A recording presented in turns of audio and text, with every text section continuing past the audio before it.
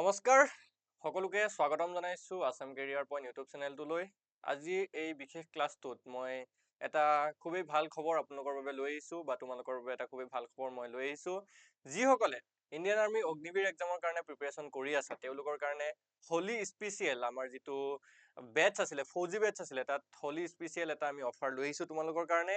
যিহেতু আমাৰ বেটছটো যিটো অগ্নিবীৰ বেটছ আছিলে সেই ফৌজি বেটছটোৰ প্ৰাইচ কিমান আছিলে 579 rupees. Okay, তো আমাৰ যিটো 579 rupeesৰ কোৰ্স আছিলে, ওকে 579 rupeesৰ কোৰ্সটোত আমি টোটেল ডাইৰেক্ট কি দি দিছো 100 টকা অফ দি দিছো। ওকে 100 rupees এটা কি দি দিছো অফ দি দিছো। তো যিসকলে এতিয়ালৈকে এডমিশন লোৱা নাই হোলিত এটা বিশেষ অফাৰ তোমালোকে পাইছা, তো তোমালোকে এই অফাৰটো মিস নকৰিবা। এই অফাৰটো কেতিয়ালৈকে থাকিব কৈ দিছো মই, এই অফাৰটো তোমালোকে কেতিয়া পাবা, ঠিক আছে, কেতিয়া পাবা তোমালোকে এইটো পাবা 3 মাৰ্চৰ পৰা, ঠিক আছে। 3 মাৰ্চ ৰাতিপুৱা 6 বজাৰ পৰা 3 March 6 AM to 4 March 4 March ৰাতি 11 বজালৈকে 11 PM লৈকে তোমালোকে এই অফাৰটো পাবা। ওকে, তো সকলোকে মই আকৌ এবাৰ জনাই দিছো যে আমাৰ যিটো অগ্নিবীৰ বেটছ আছে ইণ্ডিয়ান আৰ্মি অগ্নিবীৰ বেটছত তোমালোকে 579ৰ কোৰ্সটো ডাইৰেক্ট কিমানত পাবা এতিয়া 479ত পাই যাবা, ঠিক আছে। 479ত পাই যাবা। 100 rupees ডাইৰেক্ট আমি কি কৰিছো অফ কৰি দিছো। তোমালোকে এই অফাৰটো কেতিয়ালৈকে পাবা 3 মাৰ্চ 6টা বজাৰ পৰা 3 মাৰ্চ ৰাতিপুৱা 6টা বজাৰ পৰা 4 মাৰ্চ ৰাতি 11 বজালৈকে এই অফাৰটো ভেলিডিটি থাকিব। যদি কোনোবাই লোৱা নাই কোৰ্সটো এবাৰ লৈ লোৱাগৈ, ঠিক আছে। তোমালোকে কুপন কোডটো কি ইউজ কৰিবা মই কৈ দিছো, ঠিক আছে। কুপন কোডটো তোমালোকে ইউজ কৰিবা হোলি, ঠিক আছে, হোলি 26। কুপন কোডটো ইউজ কৰিবা কি হোলি 26। এই কুপন কোডটো যেতিয়া তোমালোকে ইউজ কৰিবা লগে লগে তোমালোকে 100 টকা এটা অফাৰ পাই যাবা। ওকে, ঠিক আছে। তো কোৰ্সটো এইটো বিষয়ে সকলোৱে জানা, কোৰ্সটোৰ বিষয়ে অলৰেডি আমাৰ 1 তাৰিখৰ পৰা 1 মাৰ্চৰ পৰা ক্লাसेছ বিলাক ষ্টাৰ্ট হৈ গলগে।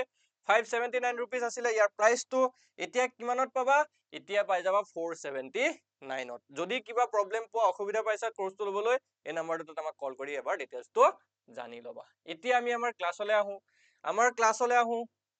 আজি এনালজিৰ কিছুমান মোস্ট ইম্পৰ্টেন্ট কুৱেশ্যন তোমালোকৰ লগত আমি ডিসকাস কৰিম।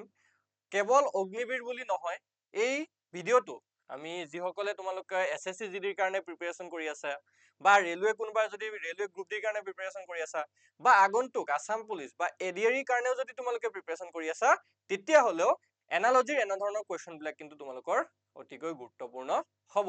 সেইকাৰণে ভালকে এই ভিডিঅ'টো চাবা, ঠিক আছে। প্ৰথম কুৱেশ্যনটোত আমাক কি দিয়া আছে, এনালজি এনেকুৱা ধৰণৰ কুৱেশ্যন বিলাক কেনেকে আমি কৰিম একদম সহজভাৱে তোমালোকক শিকাই দিম। তাৰ কাৰণে আমি কি কৰিব লাগিব, এনালজিৰ কুৱেশ্যন খিনি কৰাৰ লগতে আমি কি কৰিব লাগিব কিছুমান আমাৰ নলেজ থাকিব লাগিব। অৰ্থাৎ আমি যেতিয়া জিকে পঢ়িম সেই জিকে বিলাকৰ পৰাও এনালজি কুৱেশ্যন বিলাক হৈ যায়। এতিয়া আমাক ইয়াত কি দিছে, peacock is related to India then bear is related to question mark. যদি ময়ূৰ ভাৰতৰ সৈতে সম্পৰ্কিত হয় ঠিক একেদৰে ভালুকটো কাৰ সৈতে সম্পৰ্কিত হ'ব, ঠিক আছে। ময়ূৰটো যদি ভাৰতৰ সৈতে সম্পৰ্কিত হয় বা ভাৰতৰ লগত জড়িত হয় তেতিয়াহ'লে ভালুক তলৰ অপচন কেইটাৰ ভিতৰত কোনটোৰ সৈতে জড়িত হ'ব। অষ্ট্ৰেলিয়া দিছে, আমেৰিকা দিছে, আমেৰিকা হ'ব লাগিছিলে, আমেৰিকা দিছে আৰু কি দিছে ৰুছ আৰু ইংলেণ্ড দিছে। তো আমি সকলোৱে জানো যে ময়ূৰটো কি হয়, ময়ূৰটো এটা ভাৰতৰ ৰাষ্ট্ৰীয় পক্ষী বা ৰাষ্ট্ৰীয় এটা চিম্বল হয়। তো আমি ভালুকটো যদি চাওঁ ভালুকটো কোনখন দেশৰ ৰাষ্ট্ৰীয় পক্ষী নহয় ৰাষ্ট্ৰীয় জীৱ হয়, তো এইটো হৈছে অপচন চি যিটো থাকিব আমাৰ ৰাছিয়া, ঠিক আছে। ইয়াত অপচনবোৰ দিয়া নাই, ৰাছিয়া বুলি দিয়া আছে, সো এইটো ৰাছিয়াটো শুদ্ধ হ'ব। বুজি পাইছে কি কৈছো, মই আকৌ এবাৰ কৈছো ময়ূৰটো যেনেকে ভাৰতৰ সৈতে জড়িত হয় বা ভাৰতৰ লগত সম্পৰ্কিত হয় ঠিক একেদৰে ভালুকটো কাৰ সৈতে সম্পৰ্কিত হ'ব, ৰুছ বা ৰাছিয়া বুলিও আহিব পাৰে, ঠিক আছে। বুজি পাইছা, তো ভালুক কি হয় ৰাছিয়াৰ এটা মানে সিহঁতৰ যিটো দেশৰ প্ৰতীক বা আমাৰ যি ভাৰতৰ ৰাষ্ট্ৰীয় প্ৰতীক বা সিহঁতৰ ৰাছিয়াৰ ৰাষ্ট্ৰীয় প্ৰতীকটো কি হয় ভালুক হয়, ঠিক আছে। নেক্সট কুৱেশ্যনটো আমি যদি চাওঁ কি দি আছে ভালকে চোৱা, architect is related to building then sculptor is related to, স্থপতিবিদ যদি অট্টালিকাৰ সৈতে জড়িত হয় ভাস্কৰ্য শিল্পী, ঠিক আছে, ভাস্কৰ্য শিল্পী কুৱেশ্যন মাৰ্কৰ সৈতে জড়িত। এতিয়া এই কুৱেশ্যন মাৰ্কটোৰ ঠাইত কি আহিব, সংগ্ৰহালয় আহিব, পাথৰ আহিব, চিছেল আহিব নে মূৰ্তি আহিব। তো আমি যদি শুদ্ধ উত্তৰটো চাওঁ সেইটো হৈছে মূৰ্তি, অকে ষ্টেচু। আমি সকলোৱে জানো যে স্থপতিবিদ বা আৰ্কিটেক্টে কি কৰে, অট্টালিকা এটা ডিজাইন কৰে বা বিল্ডিং এটা ডিজাইন কৰে বা সেইটো প্ৰস্তুত কৰে। ঠিক একেদৰে ভাস্কৰ্য শিল্পী এগৰাকীয়ে কি কৰে, মূৰ্তি বনোৱা কাৰ্যত জড়িত হৈ থাকে। ঠিক আছে, আমি সকলোৱে মূৰ্তি দেখি পাইছো, তো ভাস্কৰ্য শিল্পীয়ে মূৰ্তি তৈয়াৰ কৰে বা ডিজাইন কৰে। ঠিক আছে, নেক্সট আমি যদি চাওঁ, নেক্সটটো চোৱা কি দিয়া আছে, I is related to myopia। ঠিক আছে, আইটো যদি myopia হয় তেতিয়াহ'লে টিথ কি হ'ব, টিথটো কুৱেশ্যন মাৰ্ক হয়। যদি চকুটো মায়োপিয়াৰ সৈতে সম্পৰ্কিত তেতিয়াহ'লে দাঁত কিহৰ সৈতে সম্পৰ্কিত হ'ব? দিয়া আছে পিউৰিয়া, কেটেৰেক্ট, ট্ৰেকোমা আৰু একজিমা। অকে, তো আমি যদি চাওঁ চকুৰ এটা ৰোগ, ঠিক আছে, চকুৰ সৈতে জড়িত এটা ৰোগ হৈছে মায়োপিয়া বা চকুত দেখা দিয়া এটা ৰোগ হৈছে মায়োপিয়া। ঠিক একেদৰে দাঁতত দেখা দিয়া তলৰ কোনটো ৰোগ হয়, সেইটো হৈছে পিউৰিয়া। ঠিক আছে, পিউৰিয়া হ'ব আমাৰ শুদ্ধ উত্তৰ। মনত ৰাখিব লাগিব, চকু যদি মায়োপিয়া হয় দাঁতটো কি হ'ব, পিউৰিয়া হ'ব। ঠিক আছে, নেক্সট আমি যদি চাওঁ কি দি আছে, কলেজ যদি ষ্টুডেন্ট হয়, কলেজৰ সম্পৰ্ক যদি ষ্টুডেন্টৰ সৈতে আছে, হস্পিটেলৰ সম্পৰ্ক কাৰ সৈতে থাকিব? ঠিক আছে, মহাবিদ্যালয় বা কলেজৰ সম্পৰ্ক কাৰ সৈতে আছে, ছাত্ৰৰ সৈতে। ঠিক একেদৰে চিকিৎসালয়ৰ সম্পৰ্ক কাৰ সৈতে থাকিব, সেম সম্পৰ্ক আমি দেখুৱাব লাগিব। তো আমি যদি চাওঁ নাৰ্ছ আছে, ডক্তৰ আছে, চিকিৎসা আছে আৰু ৰোগী আছে।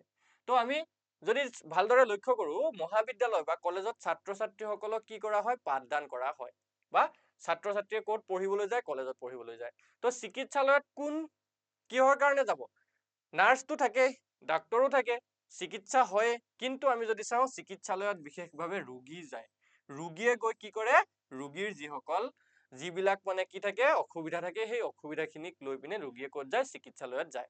ইয়াৰ অৰ্থটো আমি ক'ব পাৰো যে মহাবিদ্যালয়ত ছাত্ৰ ছাত্ৰীসকলক কি কৰা হয়, পঢ়োৱা হয়, পাঠদান কৰা হয়। তো চিকিৎসালয়ত ৰোগীক কি কৰা হয়, চিকিৎসা প্ৰদান কৰা হয়। ঠিক আছে, নাৰ্ছ হ'ব নোৱাৰে, তেতিয়া যদি মহাবিদ্যালয়ৰ সৈতে তেতিয়া শিক্ষক হৈ থাকিলেহেঁতেন, নাৰ্ছ আৰু ডাক্তৰ হ'ব নোৱাৰে আৰু চিকিৎসাটো হ'ব নোৱাৰে, আমাৰ কি হ'ব, ৰোগীটো শুদ্ধ হ'ব। নেক্সটটো কি দিছে ভালকে চোৱা, কান্ট্ৰি যদি প্ৰেচিডেন্ট হয় তেতিয়াহ'লে ষ্টেটটো কি হ'ব? ঠিক আছে, ষ্টেট কি হ'ব, দেশৰ সম্পৰ্ক যদি ৰাষ্ট্ৰপতিৰ সৈতে আছে তেতিয়াহ'লে ৰাজ্যৰ সম্পৰ্ক কিহৰ সৈতে থাকিব? দিয়া আছে আমাৰ অপচনত ৰাজ্যপাল, MP, বিধায়ক আৰু মন্ত্ৰী। এতিয়া আমি চাওঁ যে দেশ আৰু ৰাষ্ট্ৰপতিৰ মাজৰ সম্পৰ্কটো কেনেদৰে হৈছে। তো আমি এটা কথা সকলোৱে জানিব লাগিব যে এখন দেশৰ যি মুৰব্বী, সেই মুৰব্বীজনক কি বুলি কোৱা হয়, ৰাষ্ট্ৰপতি বুলি কোৱা হয়। ঠিক একেদৰে ৰাজ্য এখনৰ যিজন মুৰব্বী, সেই মুৰব্বীজনক কি বুলি কয়, তো এইটো হৈছে আমাৰ ৰাজ্যপাল। ঠিক আছে, তো দেশৰ সৈতে যদি ৰাষ্ট্ৰপতিৰ সম্পৰ্ক আছে, ৰাজ্যৰ সৈতে কাৰ সম্পৰ্ক থাকিব, ৰাজ্যপালৰ সম্পৰ্ক থাকিব। অৰ্থাৎ ৰাজ্য এখনৰ যি মুৰব্বী, সেই মুৰব্বীজনক ৰাজ্যপাল বুলি কয়।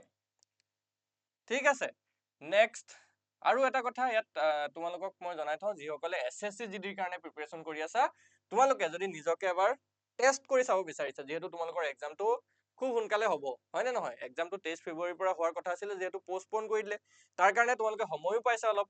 তো যদি তোমালোকে নিজকে টেষ্ট কৰিব বিচাৰা, আমাৰ এই মক টেষ্টটো অনলি 49 ৰুপিছত তোমালোকে ল'ব পাৰা। একদমেই কম মূল্যত আমি মক টেষ্ট তোমালোকৰ কাৰণে বনাইছো। ইয়াতে তোমালোকে এক্সামৰ ৰিলেটেড সেম কুৱেশ্যন পাই যাবা, সেম জেনেৰেল নলেজৰ পৰা 20টা কুৱেশ্যন, চবৰ পৰা 20টা কুৱেশ্যন পাই যাবা। ঠিক আছে, ইয়াৰ পৰাও 20টা কুৱেশ্যন আৰু হিন্দী গ্ৰামাৰৰ পৰাও 20টা কুৱেশ্যন পাই যাবা। তো যদি মক টেষ্টটো ল'ব বিচাৰা, আমাৰ এপটো ডাউনলোড কৰিবা, ডাউনলোড কৰি তাতে গৈ নিজৰ নাম, ফোন নম্বৰ দি লগইন কৰি মক টেষ্ট দিব পাৰিবা। যদি কিবা প্ৰব্লেম পোৱা, এই নাম্বাৰ দুটা আছে, ইয়াতে ফোন কৰি বা মেছেজ কৰি ডিটেইলছটো জানি ল'বা। অকে, নেক্সট কুৱেশ্যনটো আমি যদি চাওঁ, এই কুৱেশ্যনবিলাক বেছিকৈ ইম্পৰ্টেণ্ট হয়। ৰিজনৰ সম্পৰ্ক যদি SFB TPOৰ সৈতে আছে, তেতিয়াহ'লে থিংকৰ সম্পৰ্ক কাৰ সৈতে থাকিব? কুৱেশ্যন মাৰ্কটোৰ জেগাত কি আহিব? এইটো আহিব নে এইটো আহিব নে এইটো আহিব নে এই লাষ্টৰ অপশ্যনটো আহিব? তো এতিয়া আমি কি কৰিম, ইহঁতক এলফাবেটিকেল অৰ্ডাৰত সজাই চাম যে ৰিজনটোক আমি SP ৰিজন, হয় নে নহয়, REASON, ৰিজনক কি বুলি লিখা হৈছে, SFB TPO হিচাপে লিখা হৈছে। এতিয়া আমি প্ৰথমতে যদি চাওঁ, R ৰ পৰা S হৈছে, E ৰ পৰা F হৈছে, A ৰ পৰা B হৈছে, S ৰ পৰা T হৈছে, O ৰ পৰা P হৈছে আৰু N ৰ পৰা O হৈছে। তো গোটেইকেইটাতে যদি আমি চাওঁ, প্ৰথমতে R ৰ পৰা S+1, E ৰ পৰা F+1, A ৰ পৰা B+1, S ৰ পৰা T +1, O ৰ পৰা P +1 আৰু N ৰ পৰা কি হৈছে O হৈছে, ইয়াতো +1 হৈছে। মানে আমি দেখিছো যে গোটেইকেইটাতে কি হৈছে +1 হৈ পিনে তাৰপিছৰ যিটো শব্দ সেইটো গঠন হৈছে।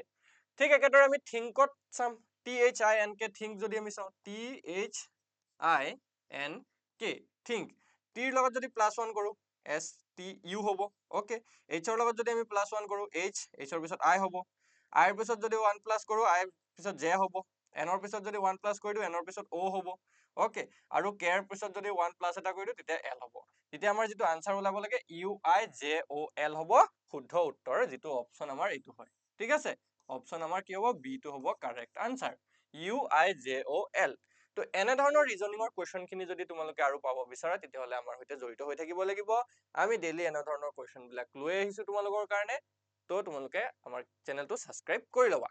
অকে, নেক্সট কুৱেশ্যনটো যদি আমি চাওঁ, কি দিয়া আছে ভালকে চোৱা। আগ্ৰাৰ সম্পৰ্ক যদি যমুনাৰ সৈতে আছে, কলকাতাৰ সম্পৰ্ক কুৱেশ্যন মাৰ্কৰ সৈতে থাকিব। অৰ্থাৎ আগ্ৰা যদি যমুনা হয় তেতিয়াহ'লে কলকাতা কি হ'ব? ইহঁতৰ মাজত, আগ্ৰা আৰু যমুনাৰ মাজত কি সম্পৰ্ক আছে? সেম সেই সম্পৰ্কটো আমি কলকাতা আৰু এই অপচন কেইটাৰ পৰা উলিয়াব লাগে। এতিয়া ভালকে চোৱা, যি আগ্ৰা এখন চহৰ, আগ্ৰাখন হৈছে এখন চহৰ আৰু যমুনাখন হৈছে এখন নদী, হয়নে? তো এই আগ্ৰা যে চহৰখন আছে এইখন যমুনা নদীৰ পাৰত অৱস্থিত, আমি সেইটো জানিব লাগিব। তো আগ্ৰা চহৰখন যদি যমুনা নদীৰ পাৰত আছে তেতিয়া উলিয়াব লাগে যে কলকাতা চহৰখন কোনখন নদীৰ পাৰত আছে। তো আমি যদি চাওঁ যমুনা নহয়, গংগাও নহয়, ঝিলামো নহয়, তো এইটো হ'ব হুগলী। ঠিক আছে, তো আমাৰ যি কলকাতা চহৰখন আছে এইখন কোনখন নদীৰ পাৰত আছে বুলি সুধিলে সেইটো হ'ব হুগলী নদীৰ পাৰত আছে। ঠিক আছে, মনত ৰাখিবা, আগ্ৰা যদি যমুনা হয় কলকাতা কি হ'ব, হুগলী হ'ব। অকে, নেক্সট কি দিয়া আছে ভালকে চোৱা, কি দিয়া আছে, হাৰ্ট যদি কাৰ্ডিঅলজিষ্ট হয় তেতিয়াহ'লে কিডনীটো কি হ'ব? অকে, কিডনীৰ সম্পৰ্ক কাৰ সৈতে থাকিব? হৃদযন্ত্ৰৰ সম্পৰ্ক হৃদৰোগ বিশেষজ্ঞৰ সৈতে আছে তেতিয়াহ'লে বৃক্কৰ সম্পৰ্ক কি থাকিব, কাৰ সৈতে থাকিব? এণ্ডক্ৰিনলজিষ্টৰ সৈতে নে নেফ্ৰলজিষ্ট নে অৰ্থডেন্টিষ্টৰ সৈতে নে স্নায়ু বিশেষজ্ঞৰ সৈতে থাকিব? তো এইটো সদায় মনত ৰাখিবা। এই যে হাৰ্ট, হৃদযন্ত্ৰ যিটো আমি কওঁ, যিটোক আমি কি বুলি কওঁ, কলিজা বুলি কওঁ। তো কলিজা বা হৃদযন্ত্ৰৰ যি চিকিৎসা কৰে সেই চিকিৎসক গৰাকীক কি বুলি কয়, হৃদৰোগ বিশেষজ্ঞ বা কাৰ্ডিঅলজিষ্ট। ঠিক আছে, কেতিয়াবা অসমীয়াটো নাহিব, অনলি ইংৰাজীত আহিব পাৰে। সো হাৰ্টৰ সম্পৰ্ক কাৰ সৈতে আছে, কাৰ্ডিঅলজিষ্ট। তো কিডনীৰ সম্পৰ্ক যি থাকে সেইটো কোৱা হয় নেফ্ৰলজিষ্ট। অকে, নেফ্ৰলজিষ্ট, তো আমাৰ এই নেফ্ৰলজিষ্টটো কাৰেক্ট আনসাৰ হ'ব, মনত ৰাখি ল'বা। ঠিক আছে, যদি আমাৰ হাৰ্টৰ সম্পৰ্ক কাৰ্ডিঅলজিষ্টৰ সৈতে আছে তেতিয়াহ'লে বৃক্ক বা কিডনীৰ সম্পৰ্ক কাৰ সৈতে থাকিব, নেফ্ৰলজিষ্টৰ সৈতে থাকিব। নেক্সট আমি যদি চাওঁ, কি দিয়া আছে ভালকে চোৱা, কি দিছে ইয়াতে আমাক, স্মোকৰ সম্পৰ্ক যদি পলিউশ্যনৰ সৈতে হয় তেতিয়াহ'লে ৱাৰৰ সম্পৰ্ক কাৰ সৈতে থাকিব? ঠিক আছে, ধোঁৱাৰ সম্পৰ্ক যদি প্ৰদূষণৰ সৈতে থাকে, যুদ্ধৰ সম্পৰ্ক কাৰ সৈতে থাকিব? শান্তি নে বিজয় নে চুক্তি নে ধ্বংস? তো আমি এটা কথা সকলোৱে জানো যে য'ত ধোঁৱা হয় বা ধোঁৱাৰ সৃষ্টি য'ত হয় তাত কি হয়, প্ৰদূষণ সৃষ্টি হ'বই, হয় নে নহয়? ধোঁৱাৰ পৰা কি হ'ব, প্ৰদূষণ হ'ব। তো যুদ্ধৰ ফলত কি হয়, যুদ্ধৰ ফলত শান্তি নহয়। বিজয় হ'ব পাৰে, মানে এটা পাৰ্টি জিকিব পাৰে, এটা পাৰ্টি হাৰিব পাৰে, কিন্তু বিজয়টো ইয়াত নহয়। চুক্তিটো নহ'ব, কি হ'ব, ধ্বংস হ'ব। ঠিক আছে, ডেষ্ট্ৰাকশ্যন, অকে, ধ্বংস হ'ব আমাৰ শুদ্ধ উত্তৰ। তো ধোঁৱা যদি প্ৰদূষণ হয় যুদ্ধৰ ফলত কি হ'ব, ধ্বংস হ'বই। বুজি পাইছা? নেক্সট কি দিয়া আছে ইয়াত ভালকে চোৱা, ৱেটাৰৰ সম্পৰ্ক যদি ৰেষ্টুৰেণ্টৰ সৈতে আছে, ফাৰ্মাৰ্ছৰ সম্পৰ্ক কাৰ সৈতে থাকিব? ঠিক আছে, ৱেটাৰ যদি ৰেষ্টুৰেণ্ট হয় বা তেতিয়াহ'লে কৃষকৰ সম্পৰ্ক কাৰ সৈতে থাকিব? ভালকে চোৱা, ৱেটাৰ ৰেষ্টুৰেণ্ট ইহঁতৰ মাজত কি সম্পৰ্ক আছে? আমি সকলোৱে জানো ৰেষ্টুৰেণ্টত আমি সকলোৱে খাইছো বা ৰেষ্টুৰেণ্টত গৈ টাইম স্পেণ্ড কৰিছো। তো ৰেষ্টুৰেণ্টত কি থাকে, ৱেটাৰ থাকে।